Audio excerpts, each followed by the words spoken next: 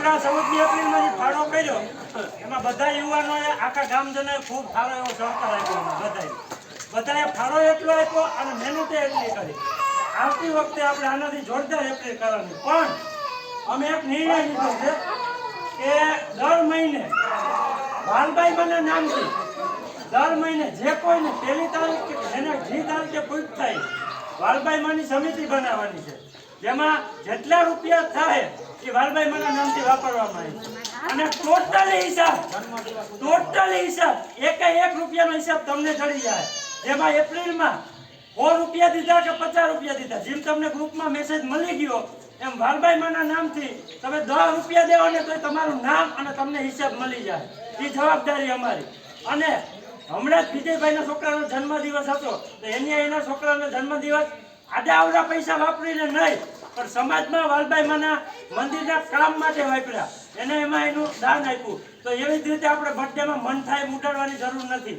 આપણા જ સમાજમાં કામ આવે, આપણા જ સમાજનો રૂપિયો આપણા જ સમાજમાં કામ આવે એ રીતે વાલભાઈ માના નામે આપો. દર વર્ષે બીજના દિવસે અમે ટોટલ હિસાબ આપી દેવું. ટોટલ એટલે ટોટલ 1 રૂપિયાનું ક્યાંય નહીં. અને વાલભાઈમાં સમિતિ નક્કી કરશે, મત થાય ત્યાં જ ટોટલી રૂપિયા પાછા વાપરવામાં આવે છે. એમાંય તમને બધાને અમે પૂછશું. એટલે ખોટા રૂપિયા વાપરવામાં અને આપણા સમાજને કામ આવે એ રીતના વાલભાઈ માના નામે દો.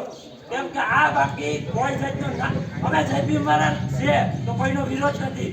જય ભીમે અમારો, વાલભાઈ અમારી અને રામા પીરે અમારો. વિરોધ નથી. આ ખાલી ભેગા કરવાના છે. વિરોધ કોઈનો અમે કરતા નથી અને કોઈથી કરશું નહીં.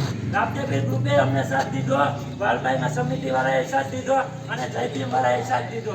અમે બધા સમિતિમાં એક છે, રામદેવભાઈ ગ્રુપમાં એક છે અને જય ભીમમાં એક છે. બધા એક જ છે. અને ગરબીનો રૂપિયો ગરબીમાં વપરાય, વાલભાઈ માનો રૂપિયો વાલભાઈમાં વપરાય. બાકી ક્યાંય રૂપિયાનો ભેગો નહીં થાય. તમે આટા સુધી અલગ અલગ થઈ લેવા દીધો. હવે ભેગા થઈ જાવ વાલભાઈ માના નામે. બોલો વાલભાઈ માતને જય. તો દર મહિને જે કોઈને ભાઈઓને દેવું હોય તો છૂટશે, છોકરાને દેવું હોય તો છૂટશે. તમારો ફાળો તમે આપી દો. બાકી આયાથી વાત કરીને તમારે કેવું છે?